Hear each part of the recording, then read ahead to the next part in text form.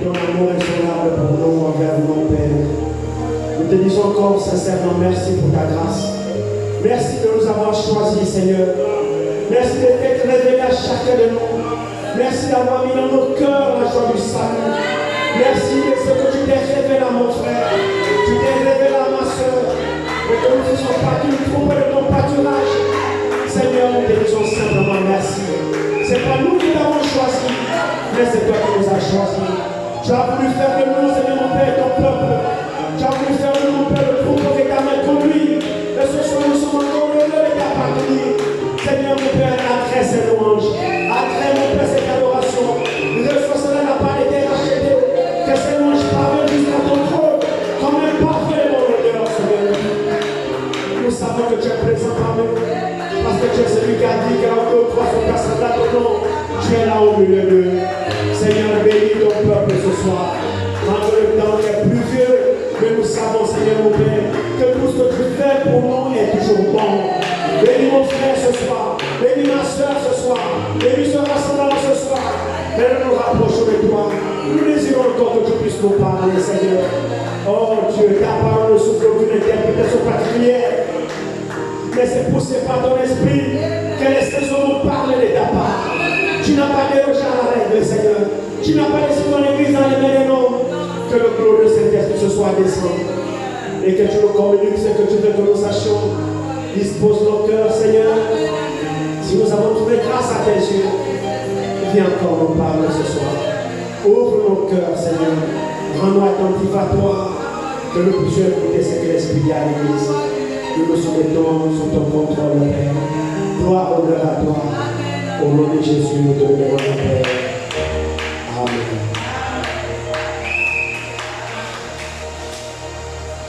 Que le Seigneur vous bénisse.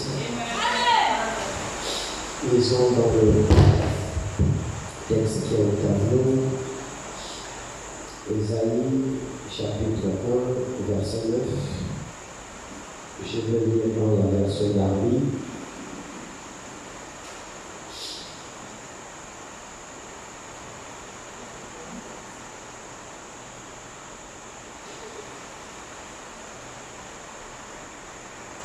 Si l'Éternel des armées ne nous eût laissé un bien petit résidu, nous aurions été comme Sodome. Nous ressemblerions à Gomorrhe. Amen. Le second dit, si l'Éternel des armées ne nous avait conservé un faible reste, nous serions comme Sodome, nous ressemblerions à Gomorrhe. Que le Seigneur bénisse la lecture de sa parole et vous asseoir. Nous avons voulu intituler ceci le résidu de l'Éternel. Le résidu, c'est comme le second dit, le résidu, c'est le reste. Ce qui reste de la grande masse. Pendant que je pensais un petit peu, alors que j'étais à la chambre, alors que j'étais assis, et puis il y a des pensées qui me traversaient un petit peu sur le reste. Nous savons que le reste vient de l'opération qu'on appelle la soustraction. C'est ça, non? Je crois qu'il y a combien d'opérations? 4, j'en sais rien. Ceux qui font l'école, il y a la multiplication, il y a l'addition, il y a la soustraction, il y a la multiplication et il y a la division. Est-ce que c'est ça, monsieur l'enseignant? C'est ça, non? Donc, le reste, je pense, doit venir de la soustraction, de l'opération qu'on appelle la soustraction. Et qu'est-ce que le reste? Le reste, c'est ce qui nous reste après une grande somme. Après que tu aies tout dépensé, supposons que j'avais, j'en sais rien moi, j'avais 1 million, et puis j'ai fait des courses, j'ai acheté, j'ai donné, j'ai partagé, j'ai fait tout.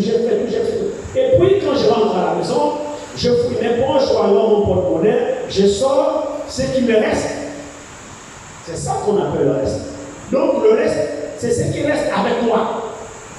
Le reste, c'est pas ce que tu partages. L'église avec moi. Le reste, c'est pas ce que tu partages. Il y a eu ce que tu as déjà partagé. Maintenant, quand on parle du reste, ça maintenant, c'est ce qui te revient. Donc, ta propriété. Ce qui reste maintenant avec toi là, dans le reste là, c'est ça là. Donc, le reste, c'est ce qui est issu de la soustraction après avoir dépensé ce qui te reste. C'est ça là que tu as dans ton trésor. Les mots ont leur sens.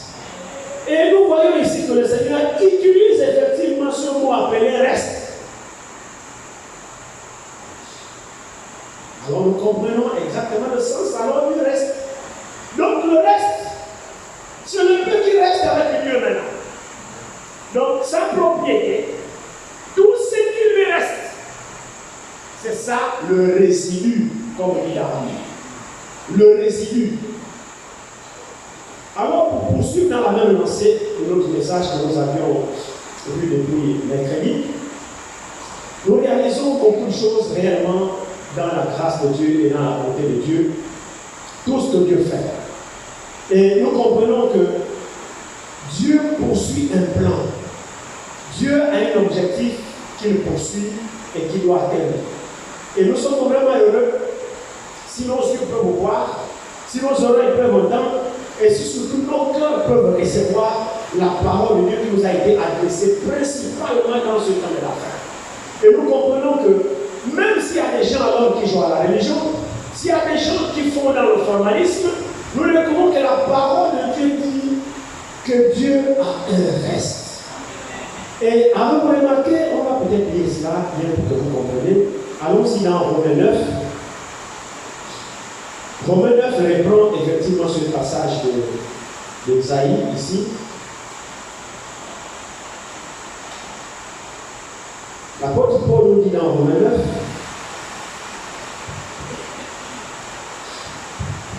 nous allons commencer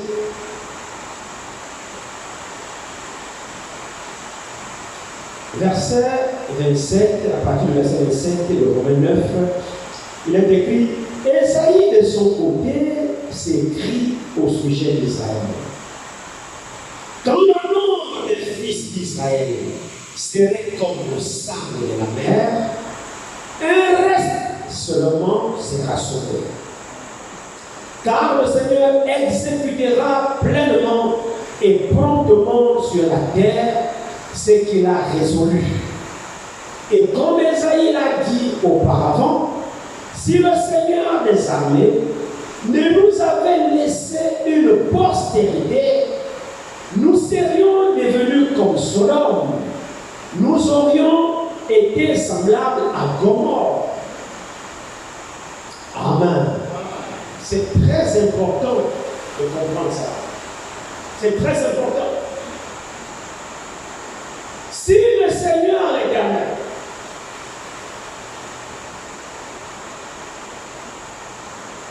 ne nous avait laissé une postérité, une sémence, une race de justes, un résidu, un reste, qu'est-ce qui se passerait? La Bible dit, nous serions devenus comme Sodome. Nous aurions été semblables à Gomorrhe. Sodome, nous savons ce que c'est. Gomorrhe, nous savons ce que c'est. Qu'est-ce que c'est? Le monde qui vivait dans ce qu'on appelle une perversion totale. Un monde qui a même perdu la nature humaine, a perdu le bon sens de l'humanité. Un monde qui avait rejeté Dieu. Un monde qui vivait selon les penchants de son cœur. Un monde qui vivait selon les désirs de son cœur. Un monde qui vivait loin de Dieu. Et ce monde qui vit loin de Dieu est sans frein. Toutes sortes de pratiques sont autorisées dans ce milieu-là. Alors Dieu dit, si Dieu n'aurait pas mis un reste de côté, n'aurait pas gardé une sémence, c'est que toute la terre serait corrompue.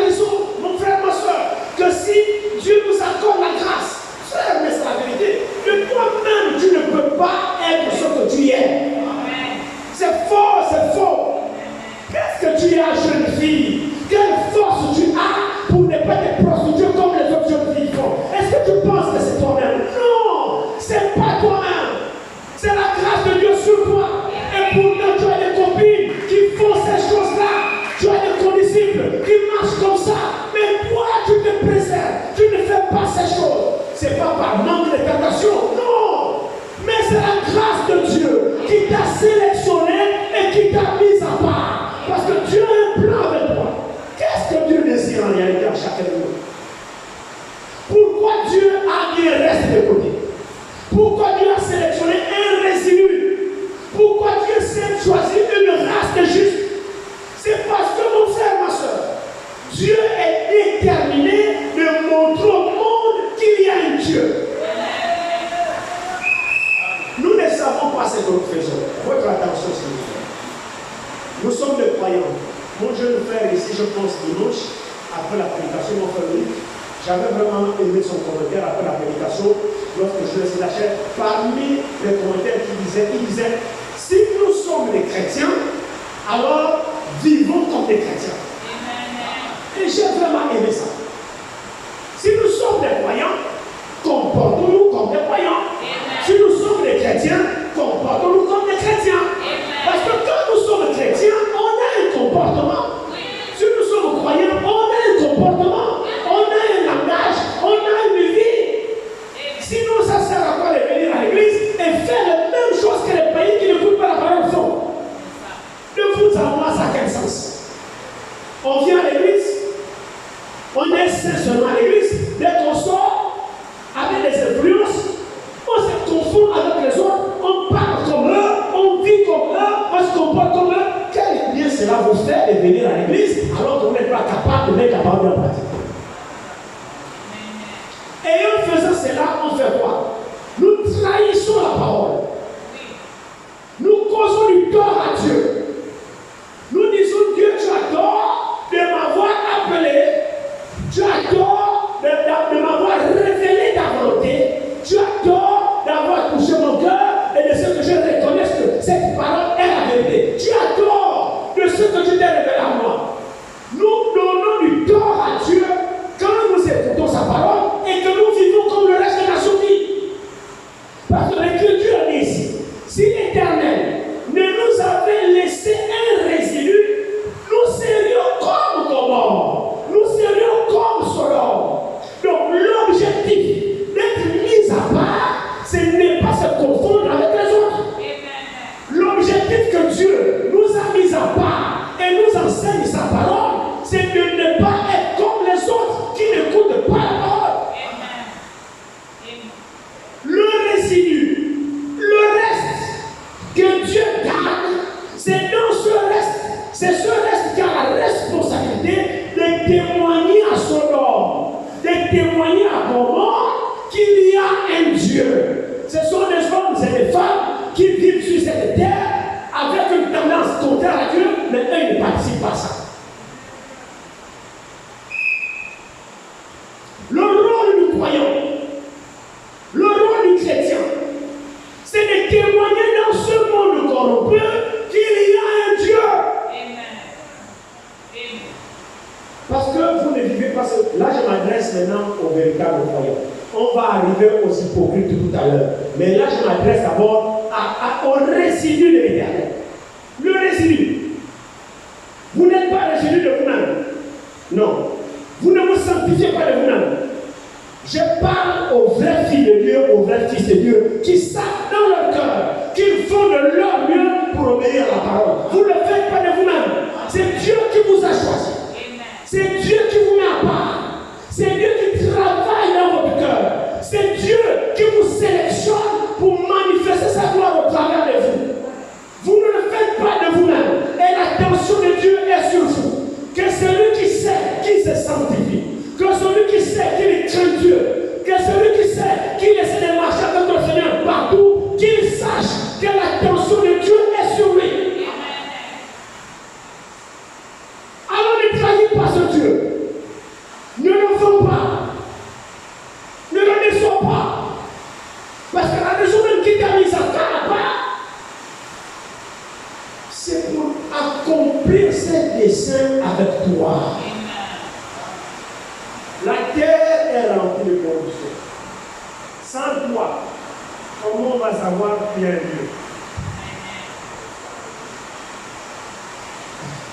Vous voyez? L'Écriture dit, Jésus-Christ est le nom de Dieu pour toi et pour moi. C'est-à-dire Jésus est l'amour de Dieu, le don que Dieu t'a fait parce que Dieu t'a aimé, alors il t'a fait le don de Jésus-Christ qui est son Fils pour pardonner tous tes péchés, pour t'aimer, pour te délivrer, pour te guérir, pour souvenir à toi tous tes besoins. Jésus-Christ est le nom de Dieu pour celui qui croit. Et maintenant, vous, les vrais croyants, les véritables croyants, c'est le passage que notre frère a lu tout à l'heure dans le texte d'introduction, Jean 17. Que Dieu le bénisse. Nous, maintenant, à notre tour, les vrais croyants, le résidu, c'est eux à leur tour, ce sont maintenant le nom de Dieu à Jésus-Christ. Est-ce que vous suivez cela? C'est-à-dire, les véritables croyants, ce sont des dons de Dieu que Dieu a fait à Jésus-Christ. Et Jésus-Christ est le don de Dieu à eux aussi, ceux qui croient. Vous comprenez quelque chose là? Bien sûr. Ceux qui vivent la parole, c'est ce que Dieu a donné à Jésus-Christ. Jésus veut dire, nul ne peut venir à moi si le Père de la paix l'a dit premièrement. Donc nous, Dieu nous a donné à Christ. C'est Dieu qui nous a donné à Christ. Nous sommes son épouse. C'est un don. L'Écriture dit, c'est lui qui a trouvé une femme, a trouvé le bonheur. Une vraie femme, c'est un don pour ce monsieur. Et un vrai mari aussi, c'est un don pour cette femme. Donc nous sommes tous des dons et des dons. Jésus est un cadeau pour moi et moi je suis un cadeau pour Jésus-Christ. Jésus m'a sauvé et moi je le glorifie. Il a donné son corps pour me sauver et moi je donne mon corps pour le glorifier. Donc celui qui manque à se voir combien la trahison est grande. Nous comprenons l'objectif de croyant. Pourquoi sommes-nous croyants? Pourquoi sommes-nous devenus croyants? J'ai fait tout à l'heure en priant, il a parlé de Maranatha. C'était le premier âge. Les premiers croyants disaient déjà Maranatha. Maranatha veut dire que le Seigneur vient. Au premier âge, ils attendaient déjà le retour, ils s'attendaient déjà au retour du Seigneur. Ils souhaitaient déjà que le Seigneur vienne. Alors quel est l'objectif du croyant? Mais c'est pour partir. Regardez. Frère, que Dieu vraiment nous accorde la grâce. Que ceux qui jouent à la religion arrêtent. Ça ne vous aidera pas. La parole que nous écoutons, au lieu qu'elle nous sauve, c'est elle qui va nous condamner. Prenez avec moi Ésaïe 53. Ésaïe 53 nous dit ici.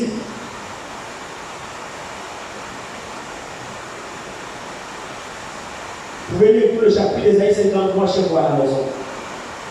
Nous allons commencer, je ne sais rien, tout le chapitre est vraiment important, mais nous allons commencer au verset 5 pour aller vite. Mais il était blessé pour nos péchés, brisé pour nos iniquités. Le châtiment qui nous donne la paix est tombé sur lui. Et c'est par ses blessures que nous sommes guéris. Nous étions tous errants comme des brebis. Tous, sans exception. Errants comme des brebis. Chacun suivait sa propre voie. C'était la tendance générale. Chacun suivait sa propre voie. Et c'est triste aujourd'hui que chacun continue à suivre sa propre voie. Chacun suivait sa propre voie.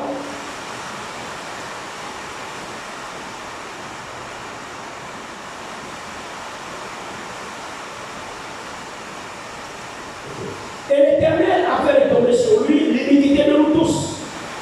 Il a été maltraité et opprimé. Il n'a point ouvert la bouche. Semblable à un agneau qu'on mène à la boucherie, à une brebis muette devant ceux qui l'attendent. Il n'a point ouvert la bouche. Il a été enlevé par l'angoisse et le châtiment. Et parmi ceux de sa génération, qui a cru qu'il était étranger de la terre des vivants et frappé pour les péchés de mon peuple? On a mis son sépulcre parmi les méchants, son tombeau avec le riche. Quoiqu'il n'ait point commis de violence et qu'il n'y ait point eu de fraude dans sa bouche, il a plu à l'Éternel de le briser par la souffrance Après avoir livré sa vie en sacrifice pour le péché, il fera une postérité et prolongera ses jours. Et l'Éternel prospérera entre sa main. Alléluia. Le verset particulier sur lequel je voudrais m'attarder, sur le verset 10. Le verset 10 dit: il a plu à l'Éternel de le briser par la souffrance. C'est la volonté de Dieu de briser Jésus par la souffrance. Après avoir livré sa vie en sacrifice, écoutez ce qui suit: il fera une postérité et prolongera ses jours. Voici l'objectif du croyant. Voici pourquoi tu crois. Voici pourquoi je crois. Voici l'objectif de la mort de Golgotha. Voici l'objectif du résidu de l'Éternel. Ces gens-là, c'est une catégorie spéciale. Ce ne sont pas les membres des églises. Ce ne sont pas des religieux. Mais ce sont des fils et des filles de Dieu. C'est la sémence parole qui a cru à la parole. Comme nous avons vu dans Esaïe, si l'Éternel ne nous a pas laissé une sémence, nous serions comme Sodome et Gomorrhe. Alors cette sémence-là, c'est quoi? C'est la sémence des fils et des filles de Dieu. Donc la mort à Golgotha de Jésus, c'était dans l'objectif de reproduire notre Jésus. Alors l'Écriture dit ici, après avoir livré sa vie en sacrifice pour le péché, il fera une postérité et prolongera ses jours. Donc Jésus continue à vivre sur cette terre dans le croyant et dans la croyante. Voilà l'objectif de la sémence de Dieu. Jésus n'est pas mort. Il est vivant. Mais où vit-il? La Bible dit prolongera ses jours. C'est écrit ici. Il prolongera, il s'agit de qui doit prolonger ses jours? Mais Jésus. Donc l'objectif de sa mort, c'était pour payer pour le péché. Et après avoir livré son corps en sacrifice pour le péché, alors il fera une postérité. Une postérité. Une sémence. Une race qui lui est semblable. C'est absolument vrai. Qu'en est-il de nous? Qu'en est-il de toi? Jésus doit prolonger ses jours. Vous savez même le mot chrétien. Nous savons tous que le nom chrétien est sorti pour la première fois, c'était des païens. Des païens en Antioche qui ont donné cet adjectif qualificatif aux premiers croyants qui marchaient avec Jésus. Pourquoi l'ont-ils dit? Mais c'est parce que Jésus prolongeait ses jours au travers des apôtres. Est-ce qu'on est d'accord avec ça? À telle enseigne que lorsque les païens ont vu les apôtres, ils ne voyaient pas les apôtres en réalité, ils voyaient Jésus dans les apôtres. Comment voyaient-ils Jésus? La vie de Jésus, les œuvres de Jésus, le langage de Jésus, la sainteté de Jésus, la pureté de Jésus. Les gens observaient parce que les gens voyaient Jésus. Ces gens-là avaient vu Jésus dans la chair. Et ils savaient comment Jésus vivait et les œuvres qu'il faisait. Alors quand ils ont vu la reproduction de cette vie, de cette même œuvre, au travers de ceux qui étaient avec lui, les gens finissent par dire: ah, ces gens-là sont vraiment des chrétiens. Chrétiens veut dire comme Christ, semblable à Christ. Alléluia. Alors on ne peut se dire chrétien que ce n'est que celui qui est semblable à Christ. Celui dont la vie est comparable à Jésus, le langage comme Jésus, la pureté comme Jésus, l'image comme Jésus, il vit comme Jésus. C'est seulement celui-là qui peut dire que je suis chrétien. Si ce n'est pas le cas, tu ne l'es pas. Donnons aux chrétiens son sens. Mais c'est vrai quand même. Jésus ne buvait pas le vin en bas. Jésus ne mentait pas. C'est vrai, non? Toi, tu mens encore. En quoi tu es chrétien? Jésus ne volait pas. Toi, tu voles encore. En quoi tu es chrétien? Jésus n'avait pas la vie de débauche. Toi, tu es un débauché. En quoi tu es chrétien? Jésus ne veut pas une manière désordonnée. Toi, tu es un désordonné ou une nuit désordonnée. En quoi tu es chrétien? Tu ne l'es pas. Et tu n'es pas cette race. Non, tu n'es pas un reste. Tu fais partie de la grande masse. Tu ne fais pas partie du reste que Dieu conduit, qui est la postérité de Dieu, au travers de laquelle Jésus prolonge ses jours. Jésus va prolonger ses jours au travers de l'Église, au travers de toi, au travers de moi. Et ce sont eux qui veulent la frère, sortons de la religion de toute façon. L'enlèvement que nous parlons, ce n'est pas pour les membres de l'Église, c'est faux. C'est les gens dans lesquels Jésus prolonge sa vie. C'est la vérité. Nous recevons la vie de Jésus quand nous sommes nés de nouveau. Les choses anciennes sont passées et toutes choses sont devenues nouvelles. La vie de Christ se manifeste dans notre vie. La vie du monde est morte. Voilà la postérité. Et c'est cela que Jésus conduit. Cela n'a plus rien de commun avec le monde. Et la parole de Dieu est leur nourriture. Cela pour comprendre ce que Jésus a dit, l'homme ne vivra pas que les faits seulement, mais de toutes les paroles qui sont de la bouche de Dieu. Cela comprendront l'importance de ça. Je ne sais pas si nous le comprenons aussi ça. J'avais parlé à une amie dimanche, après le Dieu, j'ai dit, est-ce que tu peux faire une... Bon, prenez ça comme le jeu, il n'y a pas de souci. Mais les enfants de Dieu comprendront effectivement, parce que la parole de Dieu s'adresse aux enfants de Dieu. Je parlais à une amie dimanche, j'ai dit, est-ce que toi tu peux faire une semaine sans manger? Tu restes une semaine, tu ne manges pas. Elle m'a dit, oh, maintenant je saurais faire, mais j'ai besoin de mourir, moi qui ai mangé là, je n'aurai pas de force. J'ai dit, très bien. Mais quand tu tapes les semaines, tu ne viens pas aimer, tu ne peux pas la parole. Jésus, c'est Jésus qui a dit que l'homme, il s'agit de l'âme. L'homme intérieur, pas le corps là, non. L'homme intérieur ne vit pas de manioc, de poulet, des aubergines que tu manges là, non. Pourtant, chacun de nous mange tous les jours. Mais la nourriture que tu manges pas, ne mange jamais pas dans ton âme. Non. Elle va seulement dans ta chair. Alors tu prends soin de ton corps et tu méprises ton âme. Oh, l'Écriture dit, la chair et le sang n'hériteront pas le royaume de Dieu. Celui qui va hériter la vie éternelle, c'est ton âme que tu négliges. Tu fais des bras et des bras, tu n'écoutes pas la parole. Et tu penses quand même que tu es en bonne santé. Non, tu es malade. Tu es malade. Spirituellement parlant, tu es malade. Même si physiquement tu es bon, bien portant, mais spirituellement tu es malade. C'est la vérité, frère. Notre corps va à la poussière, mais notre âme va chez Dieu. Alors pour nourrir l'âme ne se nourrit que de la parole de Dieu.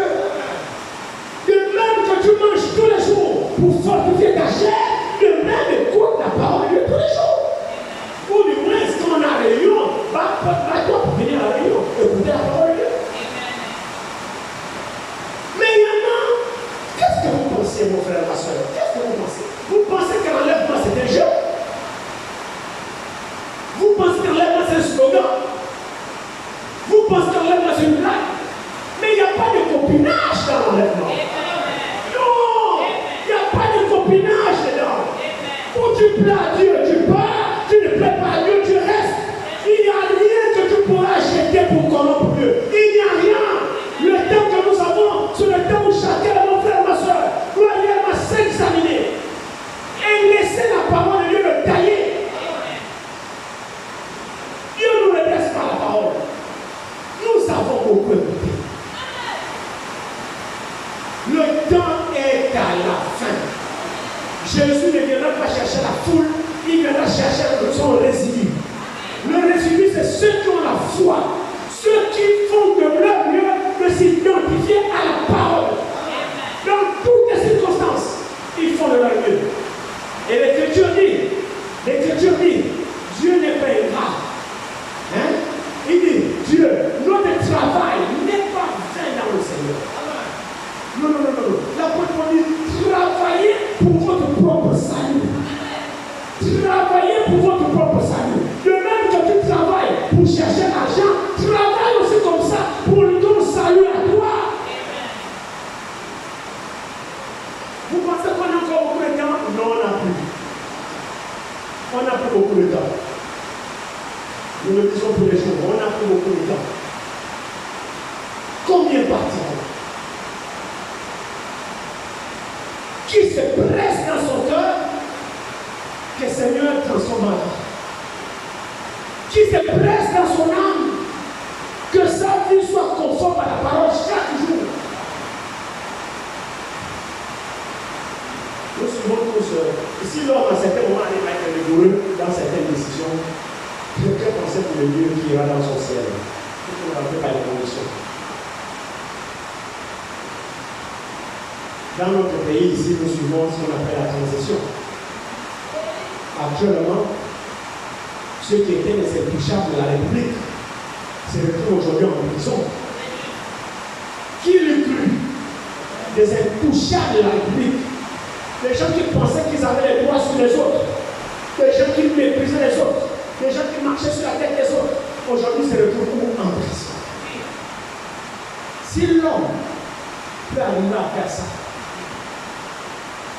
que pensez-vous que Dieu va faire? Pour celui qui méprise sa parole, pour celui qui méprise sa grâce, pour celui qui continue à jouer.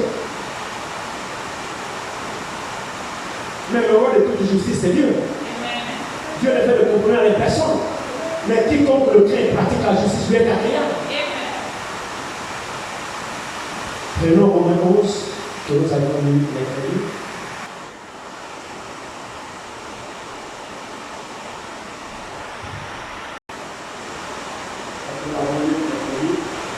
On va le relire encore. De même aussi, dans le temps présent, il y a un reste, ou si vous voulez, un résidu, selon l'élection de la grâce. Dans le temps présent, il y a un reste, un résidu. Le temps dans lequel nous sommes. Quand nous voyons les choses, comment les choses évoluent en ce moment, c'est le temps où chacun doit se mirer dans le miroir de la parole. Il peut regarder à son frère, il peut regarder à sa soeur. Mais c'est en même temps le temps où le diable agit pour effectivement affaiblir la foi de beaucoup parmi nous. Les deux esprits vont de pair. Vous allez remarquer que parmi nous, il y a beaucoup qui sont en train de s'affaiblir. Mais c'est le temps où chacun de nous maintenant doit pouvoir regarder devant le miroir pour dire Seigneur, c'est le moment d'accélérer ta préparation. Ton mari ne te sauvera pas. Ta femme ne te sauvera pas. Ton enfant ne te sauvera pas. Tes parents ne te sauveront pas. C'est seulement ta foi seule en Dieu qui te sauvera. Et si seulement tu auras été agréable à Dieu, toi seul, le temps, si vous voulez mon avis, mon frère, ma soeur, le temps dans lequel nous sommes, c'est le temps de la séparation. C'est-à-dire c'est le temps où chacun individuellement doit se faire violence lui-même. Si à un moment donné, on a marché en groupe, je suis l'autre influence, mais le temps dans lequel nous sommes, c'est le moment où nous devons choisir la bonne influence. Si le frère te tire vers le bas, lâche le frère. Cherche ton salut. Si la soeur te tire vers le bas, lâche la soeur. Cherche ton salut. Parce que la fin du salut là-haut, c'est individuel, mon frère, ma soeur. C'est celui qui aura rempli les conditions qui partira. De qui avez-vous peur? Mais ça veut que l'Écriture dit, les mauvaises compagnies corrompent les bonnes mœurs. Il y a des mauvaises compagnies qui ne nous font pas avancer. Il y a des habitudes qui nous gardent toujours là, on ne les donne pas.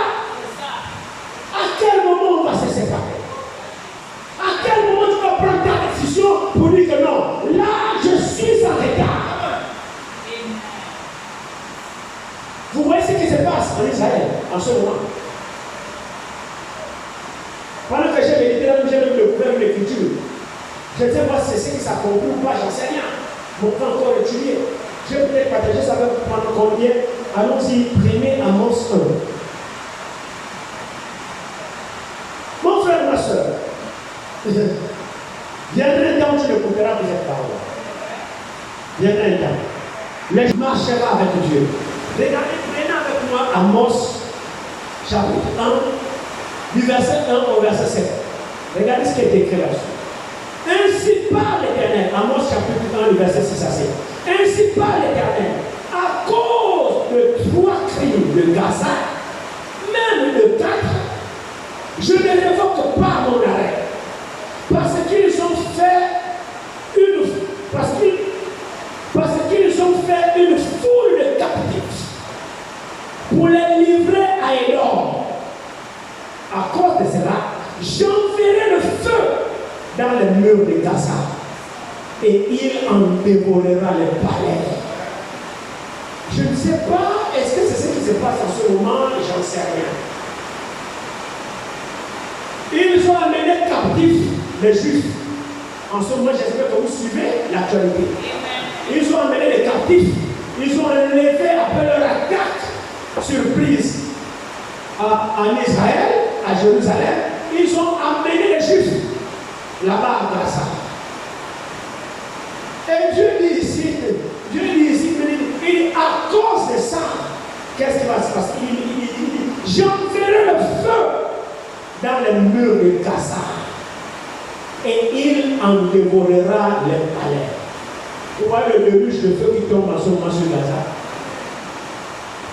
Gaza est en feu par les bombardements. Et leurs palais sont réunis ensemble. En ce moment, Gaza est méconnaissable. Il y a une déluge chaque jour de feu qui est en train de pleuvoir sur Gaza. À cause des gens qui sont enlevés. Et les palais des gens de Hamas, ces terroristes-là, sont en train d'être détruits. J'en sais rien, c'est entre parenthèses. Mais l'heure est grave. Nous verrons comment le Seigneur nous conduira dimanche, si permet que nous puissions regarder un peu les prophéties en fonction d'Israël. Vous voyez, quand Israël va se mettre à crier pour demander le libérateur, comment faire? Il doit retourner chez ses frères. Mais ils ne peuvent pas crier s'ils ne sont pas opprimés. Et là, ce qui se passe en ce moment, c'est grave. C'est tellement grave que je ne sais pas comment ils vont gérer ça. Je ne sais pas comment ils vont gérer ça. Il y a en ce moment un sentiment anti-juif dans le monde entier. Dans le monde entier. Il y a un soulèvement général dans le monde entier contre Israël, contre les Juifs. Et même aujourd'hui, suite à l'appel de l'un des chefs de Gaza, de se soulever contre les Juifs, oh, ça trouve un écho favorable, mon frère, ma soeur. Il y a une colère qui monte sur toute la terre contre le Juif. Qui est le Juif? Le peuple de Dieu, appelé à l'extermination des Juifs, comme l'a été à l'époque de Marochi. Et aujourd'hui, ça trouve un écho favorable. Il y a même un Juif qui s'est fait poignarder en Chine, aujourd'hui même. Donc l'appel des Arabes, les ennemis des Juifs, a été entendu. Alors les Juifs sont terminés à pouvoir crier vers leur libérateur. Et quand ils crieront, le libérateur viendra de Sion. Mais entre-temps, nous sommes partis. Si les choses qui montrent que le retour de Jésus vers ses frères est proche, combien proche est le temps d'enlèvement pour les pouces? Frères et sœurs, c'est que nous prêchons, c'est le Saint-Esprit qui nous alerte. Dans nos petites méditations là-bas, quand même, il nous alerte. Je vais résider, ne prenez pas ça à la légère. C'est le reste qui ne doit pas achever son travail. Avec ce reste, une petite minorité. Pourquoi reste? Par rapport à la grande quantité que tu avais, le reste est toujours petit par rapport à ce que tu viens de dépenser. Donc le reste de Dieu, c'est toujours une minorité. Une minorité. C'est ceux-là qui écouteront la voix de Dieu. C'est ceux-là qui marcheront avec Dieu. C'est ceux-là qui écouteront cet esprit. Le reste de Dieu, il est où ce reste? Vous pensez qu'en allemand concerne les poules? Non. Ne vous trompez pas, mon frère et ma soeur. Non. Dieu n'a rien à faire avec les poules. affaire avec les masses. Non, non, non, non, non, non. Non. Le reste là, c'est l'individu au travers duquel Dieu en a fait son tabernacle. C'est celui-là qu'on appelle le reste. L'église de Dieu, c'est le corps mystique de Christ. Il est composé des hommes et des femmes. Ce sont des gens qui sont nés de nouveau, dans lesquels le Saint-Esprit habite. Le messager dit, nous sommes baptisés individuellement par le Saint-Esprit, mais nous sommes baptisés collectivement dans le corps. Donc ceux qui font partie du corps, c'est ceux qui sont baptisés individuellement du Saint-Esprit. C'est ceux-là alors qui sont insérés dans le corps mystique de Christ, qui est l'Église, qui est ce reste, ce résidu que le monde méprise, que le monde n'a pas de considération, que le monde ne prête même pas attention. Mais le Saint-Esprit est au milieu d'eux. Et Dieu les conduit. Ils écoutent la voix de leur maître et ils l'obéissent. C'est une minorité. Une minorité. Là-dedans, il n'y a pas de religieux. Là-dedans, il n'y a pas de membres d'église. Là-dedans, il n'y a pas de hypocrites. Là-dedans, il n'y a pas de publicité. Là-dedans, il n'y a pas de menteurs. Non. C'est des gens, c'est des hommes, c'est des femmes et des enfants qui sont totalement sanctifiés, qui sont mis à part et marchent avec Dieu, mis à part, hors du système du monde, loin des influences du monde. Ils ne copient pas ce que le monde fait, on ne trouve même pas le monde dans leur sein. Ils sont totalement mis à part, dans leur milieu seulement la parole. Ils ne sont pas influencés par le monde, mais eux, ils influencent le monde. C'est vrai, frère. C'est des gens dont la nature a été complètement changée. C'est des gens, leur première préoccupation, que dit la parole. Regardez ici. Prenons Jude 11. Jude, verset 1. Je pense. Regardez cette Jude ici. Je pense que Jude est le dernier après l'Apocalypse, je pense. Jude, c'est le dernier livre avant l'Apocalypse.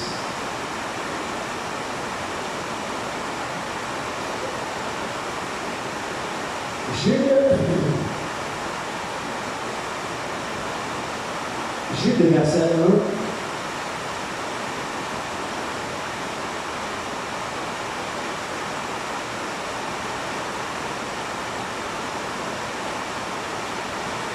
Oui, c'est ça. J'étais dans 3 gens, alors que c'est Jude juste à côté. Jude, verset 1.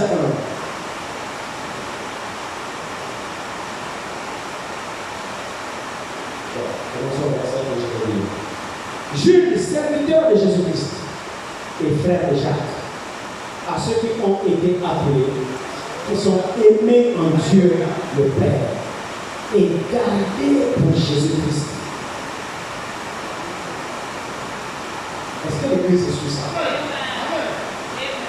Quand vous lisez l'Écriture, concentrez le sens des Écritures et regardez ce qui est écrit. Relisons cela. Jude, qui est-il? Pas n'importe qui. Il se présente lui-même. Il dit quoi? Jude, serviteur de Jésus-Christ. Ce n'est pas un terroriste, mais serviteur de Jésus-Christ. Et frère de Jacques. Alors il s'adresse à qui? À ceux qui ont été appelés. Est-ce que vous l'êtes? Chacun de vous l'êtes?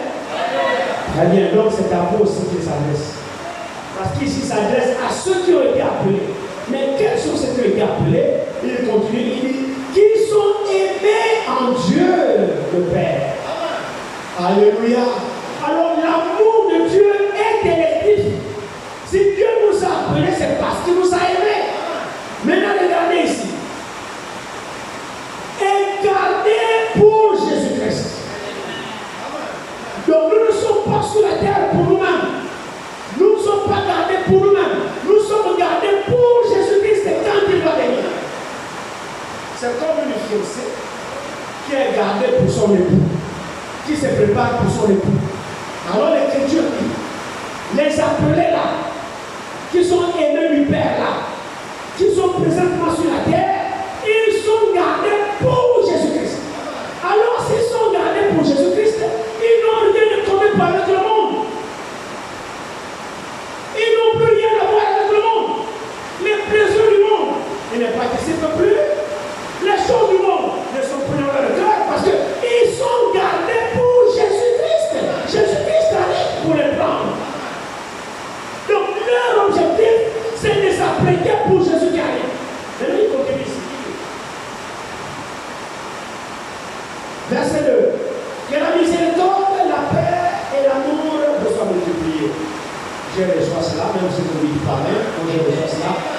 Verset 3, il dit, bien-aimés, alors que j'ai désiré vivement vous écrire au sujet de notre salut commun. Amen.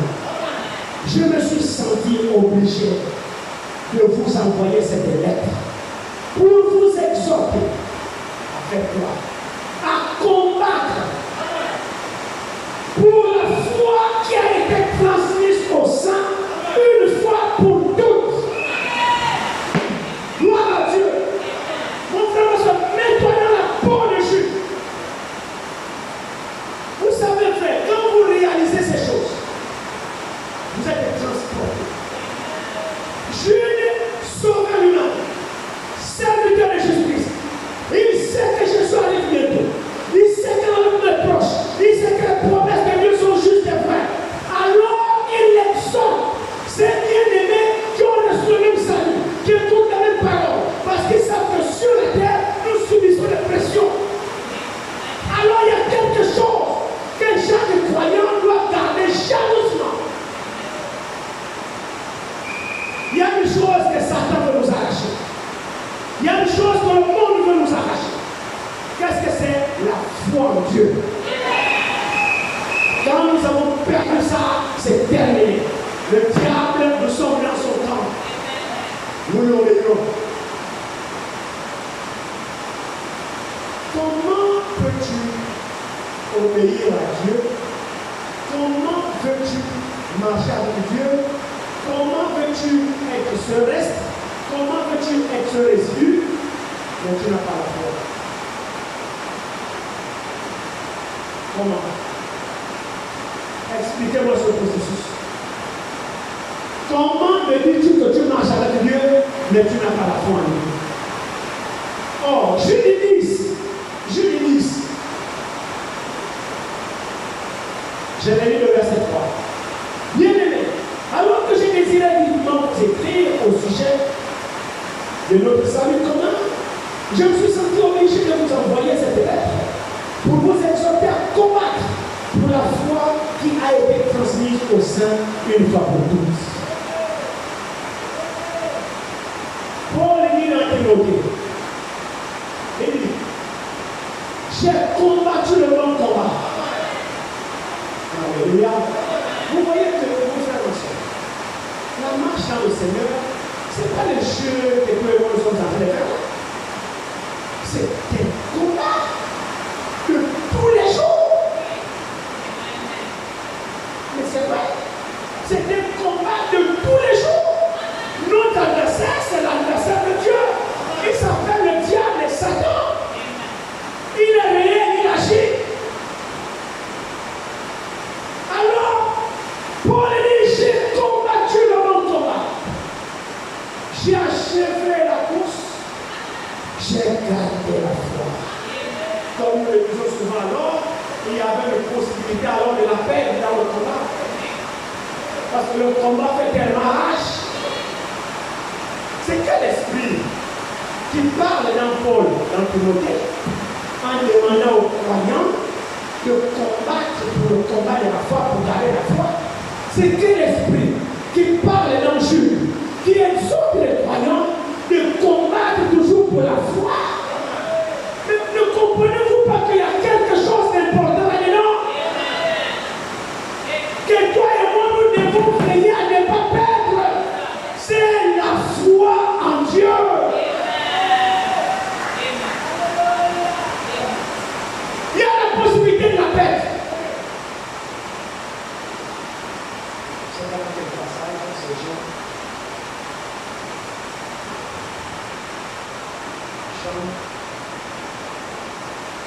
C'est parce que Jean 7, je ne sais pas, Jean 7, 4, Jean 7, 3, je sais plus, je vais dire. Ici, il y a un passage qui m'est venu dans l'esprit ici.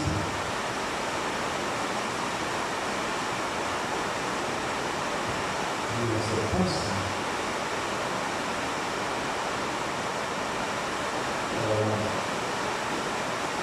Un passage qui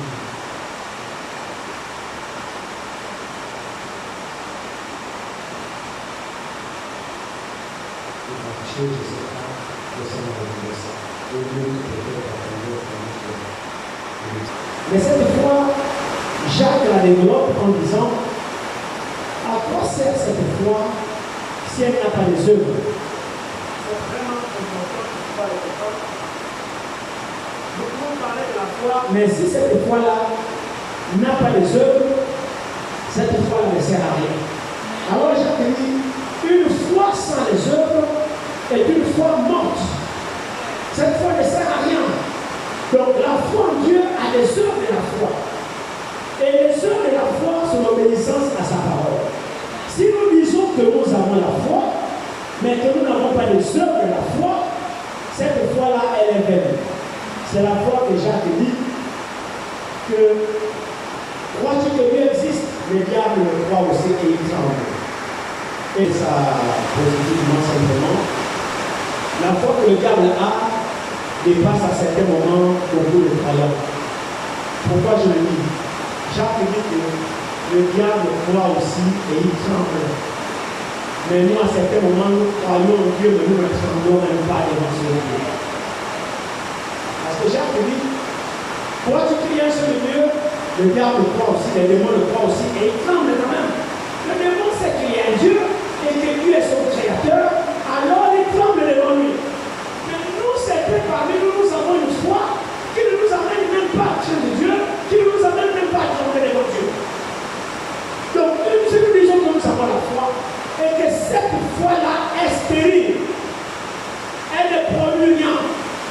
Il n'y a pas la vie de Dieu en nous, il n'y a pas les œuvres de Dieu en nous, cette foi-là, elle est vaine. C'est-à-dire que ce n'est pas la foi en Dieu. Romains dit ceci. Abraham a cru en Dieu et cela lui fait imputer en justice. Alors le Paul est dans Romains dit, vous voyez que la foi agissait avec ses œuvres. Et le messager a prêché un message intitulé les œuvres sont l'expression de la foi. Arrêtons de dire que nous croyons alors qu'il n'y a pas les œuvres de la foi dans notre vie. Tu dis que tu crois, donc tu vas te comporter comme un païen au quartier. Quand tu dis que tu crois, mais là où les païens sont en train de faire le Congosa, tu es même la championne du Congosa. Tout le quartier même te connaît comme la véritable championne du Congosa. Mais on ne peut pas venir à l'église. Ta foi là, elle est fausse. Ne partira enlèvement. Ce qui caractérise le résidu de Dieu, le résidu de l'éternel, c'est ceux qui ont la foi. Ceux qui se confient totalement dans leur Dieu. Quand Dieu dit, ils font. Quand Dieu dit, ils ne font pas. Ils trouvent leur plaisir dans la loi de l'Éternel.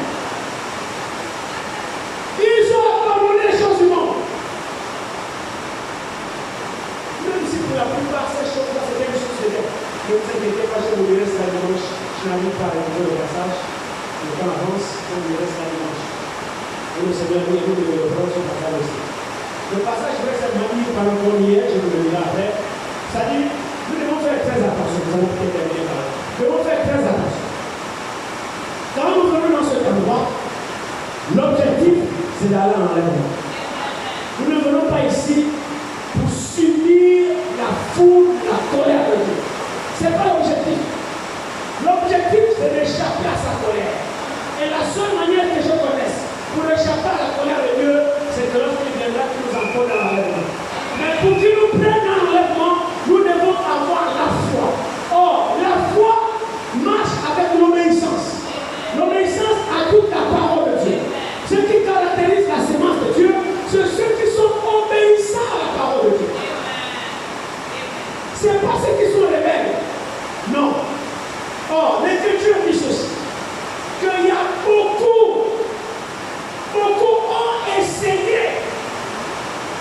ils n'ont pas pu. C'est pendant que je me reposais la journée, que ce passage est venu dans mon esprit. Je me suis mis à le chercher dans la Bible et j'ai seulement oublié. C'est dans les évangiles. Je n'ai pas l'évolution. Beaucoup ont cherché. Ils ont essayé. Mais ils n'ont pas été capables. Ils n'ont pas pu. Ils n'ont pas réussi. Ça veut dire quoi? Ça veut dire c'est pas faute d'avoir essayé. Comment j'ai compris ça? Il y en a, bon, je sais quand il allait à l'église, je vais voir si ça peut aller. Tu viens, il y en a qui essaient de se sanctifier pendant un temps, il y en a qui essaient. Merci. Luc 13, 24, merci. C'est bien qu'on est connecté comme ça. Que Dieu te bénisse, mon frère. Prenons Luc 13, verset 24. Merci, frère.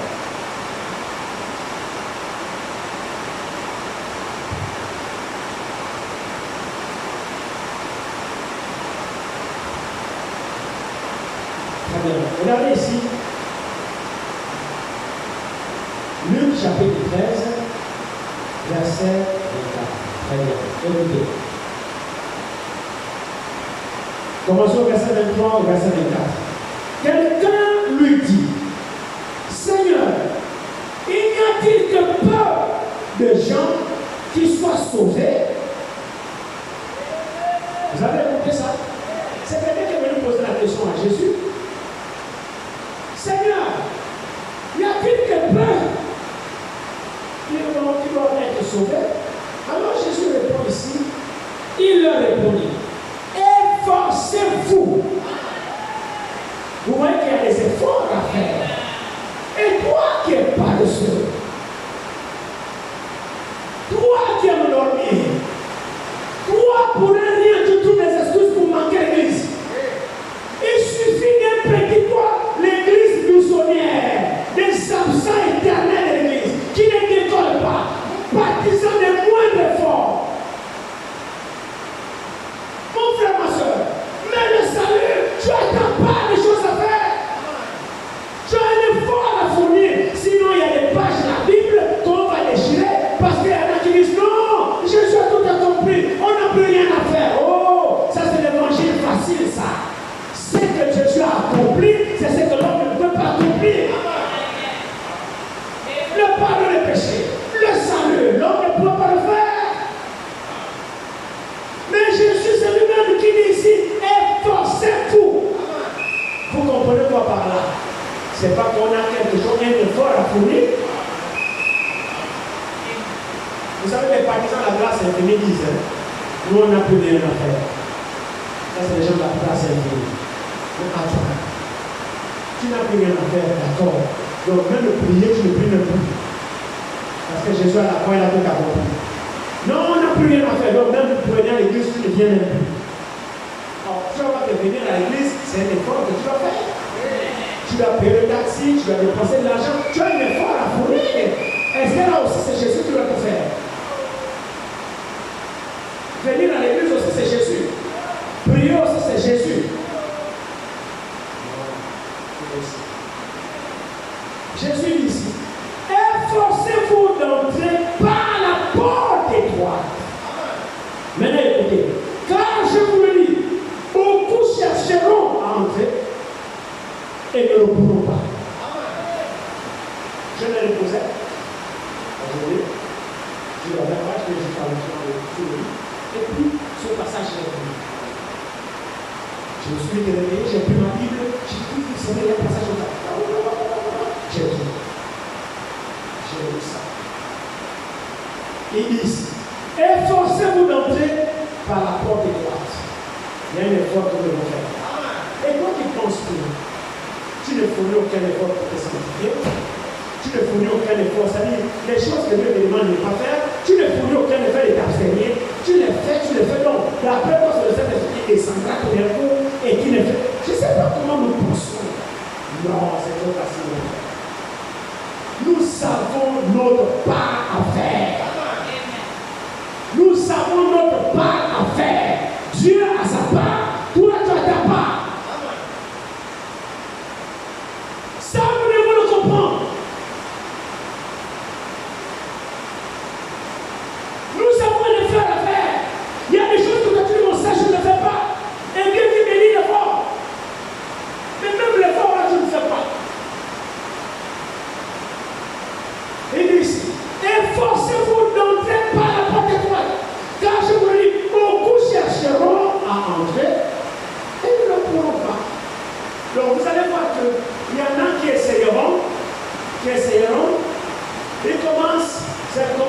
comme ça. À un moment donné, il vient à l'église, il peut se mettre avec vous. Oh frère, il est bon état. Oh frère, oh soeur. Après, chouï. Vous le voyez plus. Qu'est-ce que c'est? Il cherchait à entrer. Mais il n'a pas pu. Il a cherché. Mais il n'a pas pu. Donc ce n'est pas faute d'avoir essayé. Mais sauf qu'ils se sont pris de la mauvaise manière. Il nous faut la foi.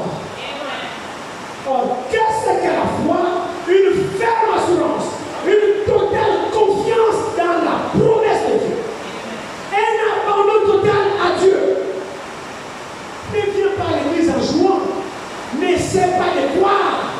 Ou tu crois, ou tu ne crois pas.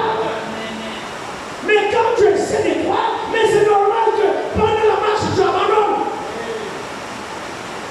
Parce que tu ne t'es pas déterminé. N'essaie pas de croire. Crois vraiment. Crois totalement. Donne ton cœur. Laisse Dieu lui-même s'aimer sa sémence dans ton cœur. Ta responsabilité, c'est laquelle? C'est de nourrir ton cœur. Pour qu'il entre. Donc si tu gardes ton cœur fermé, donc Dieu viendra forcer ta porte. Dieu ne force pas ta porte. Comme ce que le prophète dit. On dit toutes choses sont possibles à Dieu. Et le messager dit, il y a deux choses qui sont impossibles. On dit toutes choses sont possibles à Dieu. Rien n'est impossible à Dieu. Non. Il n'y a pas rien d'impossible à Dieu. Il y a des choses qui sont impossibles à Dieu. Le mentir. Dieu ne peut pas mentir. Donc il est impossible à Dieu de mentir. Donc le mensonge de Dieu n'est pas possible. La deuxième chose, le messager dit, Dieu ne peut pas forcer ta décision. Non. Il n'agit pas contre ta décision. C'est pour cette raison qu'il jugera sur la base du libre arbitre. C'est tout. Dieu ne force pas ta décision. Il te parle. L'illustration de l'Apocalypse 3. Voici, je me tiens à la porte et je frappe. Si quelqu'un t'aime en moi, ouvre, j'entrerai chez lui. Et le messager dit que ouvrir là la porte là sur le cœur. Quand tu écoutes la parole, tu ouvres ton cœur. C'est là que le Saint-Esprit va entrer. Mais il ne peut pas défoncer ta porte contre ton avis. Contre ton avis. Non. Dieu a laissé l'homme dans le libre arbitre. Maintenant, quand tu fais le choix, pas essayer, comme beaucoup parmi nous essayons. J'essaie de croire. J'essaie d'accepter la parole. Mais tu sais dans ton cœur qu'en réalité, tu ne l'as pas accepté. Accepte la rien, non?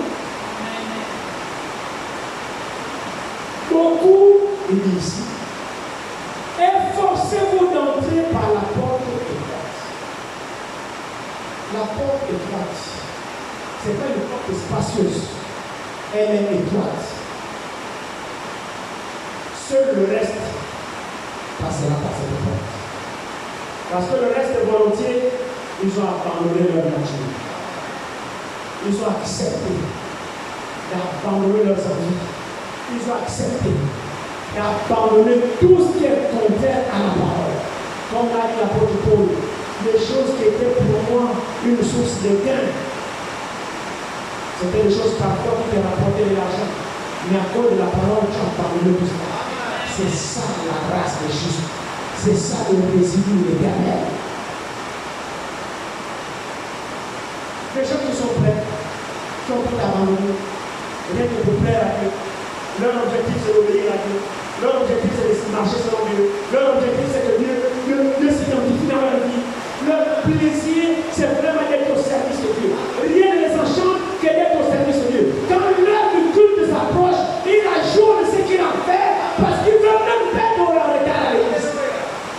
Frère, ce soir, Dieu a une race.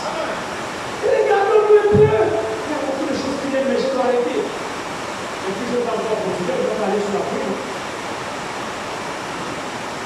Je peux profiter, non? Il y a la pluie, vous allez sortir comme ça en train de courir. Je peux profiter encore. Regardez, frère.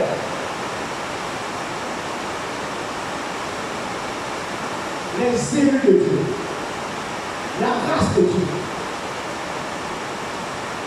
Vous voyez un peu la nonchalance qui nous anime. Vous voyez un peu on appelle ça comment?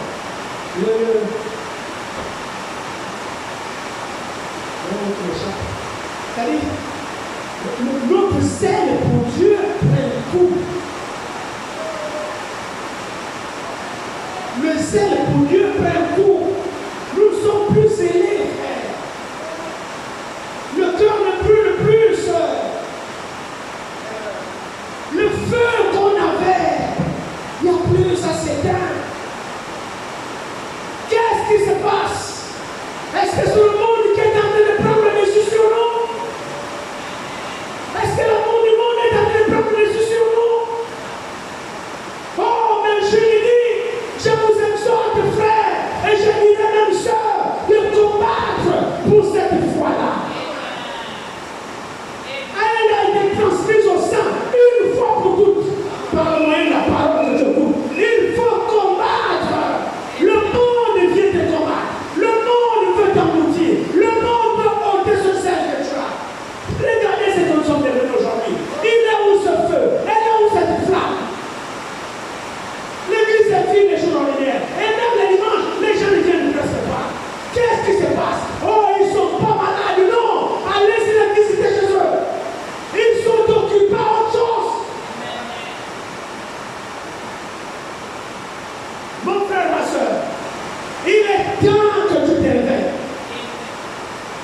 Le monde est en train de prendre le dessus sur l'église. Le monde est en train de prendre le dessus. Regarde comment tu as commencé. Oh, il a suffi que tu ouvres une brèche.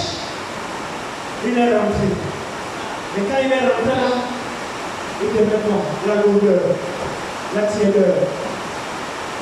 Je ne sais pas s'il est possible que je n'en ai plus pour cette élément. Prenez ça positivement.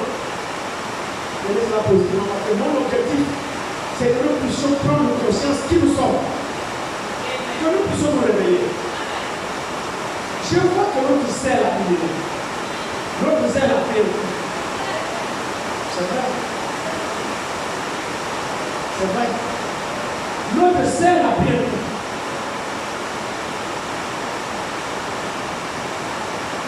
Mais vous devez comprendre une chose.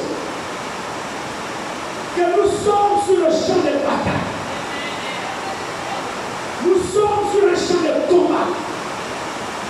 Servir Dieu, c'est le combat. Mais ce qui est merveilleux, c'est que ce combat-là, pour la sémence de Dieu, le combat ne l'est pas actuellement. C'est que tu combats pour le sang. Vous devez comprendre une chose, mon frère, ma soeur. Que le combat ne nous décourage pas. Au contraire, si nous sommes attaqués, c'est même ça le signe que nous sommes dans le bon camp. Parce que le diable n'attaque pas ces sujets. On dit généralement dans le monde qu'on ne jette pas les cailloux sur les arbres, tu ne portes pas les fruits. Évidemment, le diable attaquera l'église qui a la parole. Moi, ça ne me surprend pas que le diable nous attaque ici. Ça ne me surprend pas parce qu'il a un objectif. Comme il a combattu la parole, là où il y a la parole, le diable ne le fera pas combattre. Il viendra pour vous combattre. Le problème, c'est que nous ne sommes pas capables de discerner cela et de comprendre. Vous pensez qu'il va nous laisser tranquilles? Il ne nous laissera pas tranquilles. Même ce qui se passe au milieu de nous. Vous savez, c'est le diable qui veut nous déstabiliser. Le diable n'aime pas un peuple qui a la parole. Le diable n'aime pas un roi qui a la parole. Le diable n'aime pas les gens qui prennent la parole comme leur absolu. Parce qu'il sait que c'est une puissance. Il sait que ces gens-là vont le déstabiliser. Alors lui, il va faire quoi? Il vient vous attaquer. Vous pensez que la lourdeur qui nous attaque là, la lourdeur qu'il y a parmi nous en ce moment, vous pensez que c'est quoi? Mais c'est le diable. C'est le diable. Alors que le chrétien se réveille. Réveillez-vous, frère. Ayez du sel et non de la paresse. Pendant qu'on y est, je vous annonce pense que dès la fin de ce mois, nous sommes quelle date là? Nous sommes aujourd'hui le 21. Nous sommes aujourd'hui le 13, vendredi 13. Le premier vendredi du mois, nous aurons la veille de prière. Nous aurons la veille de prière, c'est le premier vendredi du mois. Nous allons veiller. Le diable fait son travail. Nous devons être capables de l'utiliser. Les deux choses vont ensemble. La parole doit être accompagnée de la prière. Pourquoi sommes-nous faire? Parce qu'on ne prie pas. La parole, nous l'avons. La vraie parole, nous l'avons. Mais on ne prie pas. Or, la prière, c'est la force du parole. C'est vrai. Vous pouvez avoir la parole. Mais si vous ne priez pas, cette parole ne sert à rien. C'est dans la prière que le Seigneur vit cette parole dans nos cœurs. Nous ne prions pas. Dans nos maisons, nous ne prions pas. Alors il faut initier les prières ensemble pour permettre à chacun de prier. Parce que dans nos maisons, nous ne prions pas. Ne demandons pas. Combien prient dans nos maisons? Si on avait la vie de prière dans nos maisons, il devrait avoir des feux ici. C'est vrai. Nous ne prions pas. Il y a une âme qui m'a interpellé à ce sujet, au sujet de la prière. Je lui ai dit que Dieu te bénisse richement. Que Dieu te bénisse richement. J'ai dit, je chercherai la face de Dieu. L'église doit prier. Les veilles de prière sont bibliques. Nous sommes tombés facilement dans la facilité. On ne peut pas attendre l'enlèvement avec la qualité d'esprit que nous avons. On ne peut pas attendre l'enlèvement pour dire que nous attendons l'enlèvement avec le genre d'atmosphère que nous avons là. C'est faux. Nous serons simplement sur le pied. Nous serons simplement sur le pied. Alors le premier vendredi du mois, nous serons ici pour la prière. Veillée de prière. Toute l'église est conviée. Toute l'église est conviée. L'église doit prier. Les veilles de prière sont scripturaires. C'est biblique. Une église qui ne prie pas, c'est une église morte. C'est pas étonnant que le diable se sente tranquille chez nous. Tout le dégât qu'il fait là, c'est parce qu'il a trouvé accès. Il s'est frayé le chemin par nous pour s'aimer ce qu'il sème. Parce que nous avons baissé la garde.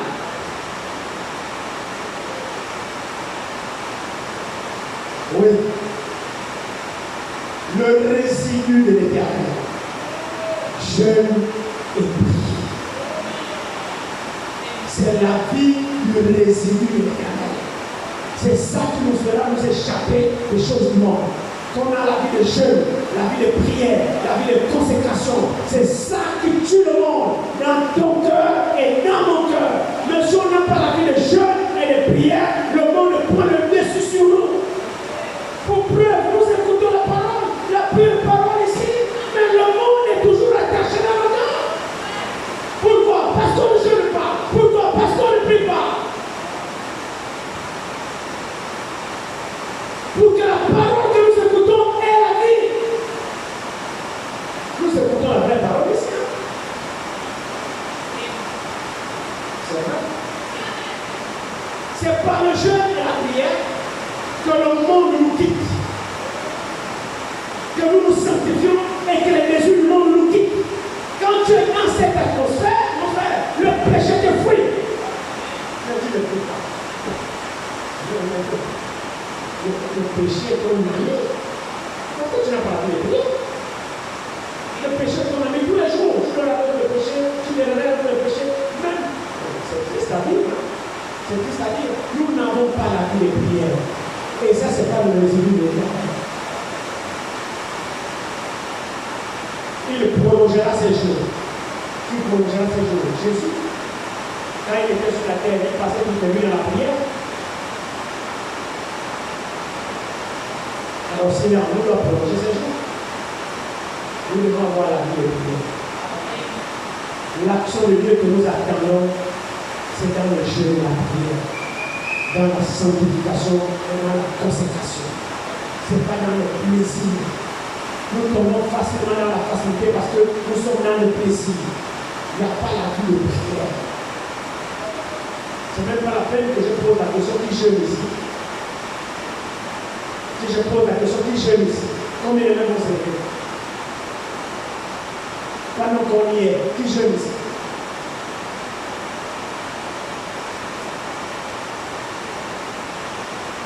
Quatre mains.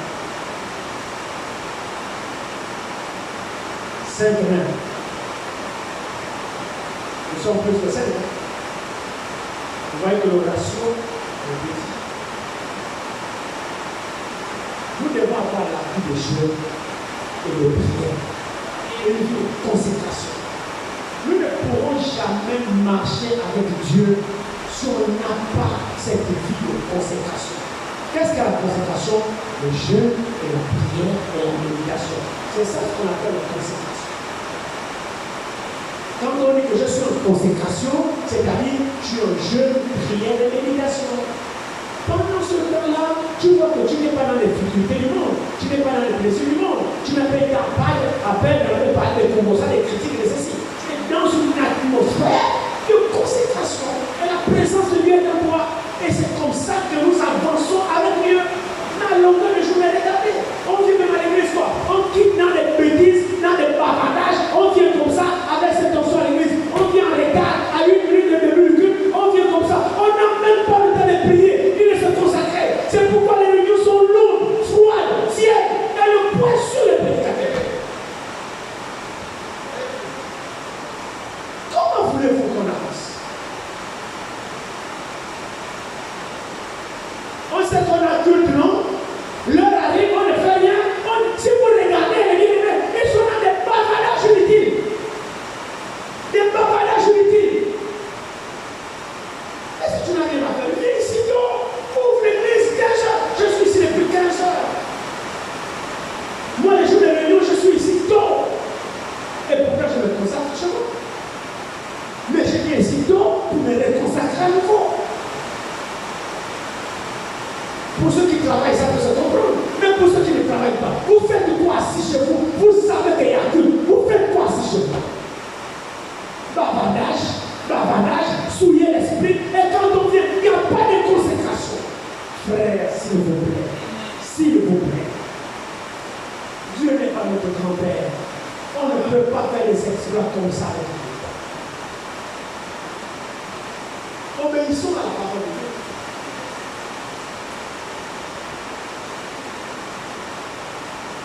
Soyons cette sémence de Dieu qui prend Dieu au mot, qui s'efforce pour entrer par la porte étroite. Cette porte, elle est étroite. Ça demande la privation de ce que ta chair demande. Vous savez, à certains moments, la Bible dit efforcez-vous. Allez-y, méditez ce passage chez vous. À certains moments, tu es fatigué. Tu n'arrives même pas à prier, tu es fatigué. Mais n'écoute pas ta fatigue. Il dit efforcez-vous. Lève-toi, prie, tu ne mourras pas. Des fois, tu es fatigué sur le lit. Oh mon frère, le Saint-Esprit dans ton cœur, il y a une pensée à l'intérieur là qui te dit prie. Mais le corps est lourd, il dit non, tu es fatigué, tu as beaucoup travaillé. Ou tu es fatigué, tu dors. Il y a cette lutte là. Le Saint-Esprit dit prie. Le corps dit non, je vais prier, après tu es fatigué, repose-toi. Oh là là. Et si vous remarquez très bien, 99% obéissent à la chair.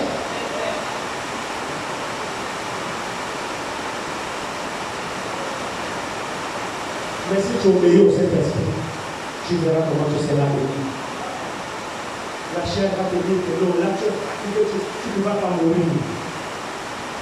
Roule-toi au sol, si tu n'arrives pas à te lever. Roule-toi au sol, roule et tombe. Quand tu vas tomber là, la fatigue va tomber. Et là tu vas prier. Mais il y en a parmi nous dont le sommeil est carrément comme le l'or.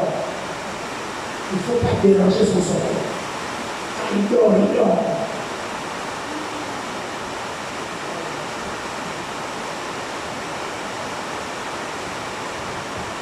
On va essayer de vous secouer un peu ici dans cette église. On va ramener les veillées de prière. On est d'accord? Est-ce que l'église est d'accord? On a trop dormi. On a trop dormi. On va ramener les veillées de prière. Tout le monde, ne manquez pas. En principe, j'ai déjà fini. J'ai prévu seulement pour la prière. Sinon, j'ai déjà fini. Et je vais laisser mon frère venir pour lui un petit peu de la prière. Nous allons ramener les veillées de prière. Pour nous réveiller notre professionnel. Quand nous voyons le jour approcher, nous devons aussi être prêts. Et pour être prêts, nous devons nous préparer. Et dans cette préparation, ce n'est pas seulement écouter la parole seule.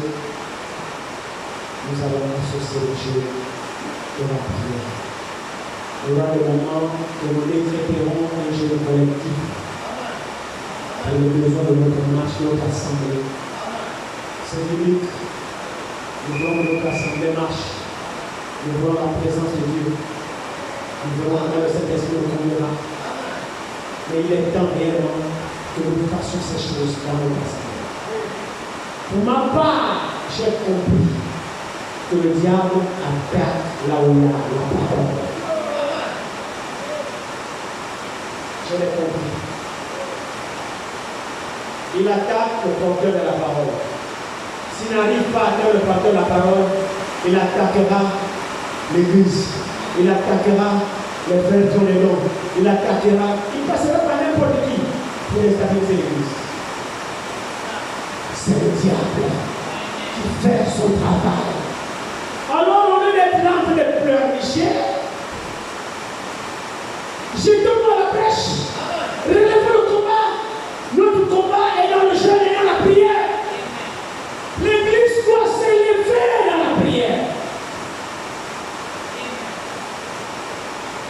Et qu'est-ce qui doit prendre cette disposition? Ce sont les résidus de Dieu. Le reste qui a besoin de Dieu, on lui le donne.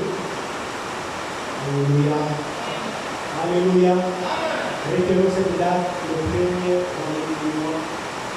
Nous aurons la veille de prière. Nous allons pour l'annoncer dimanche pour que tout le monde se prépare à cette veille de prière. Que Dieu vous bénisse.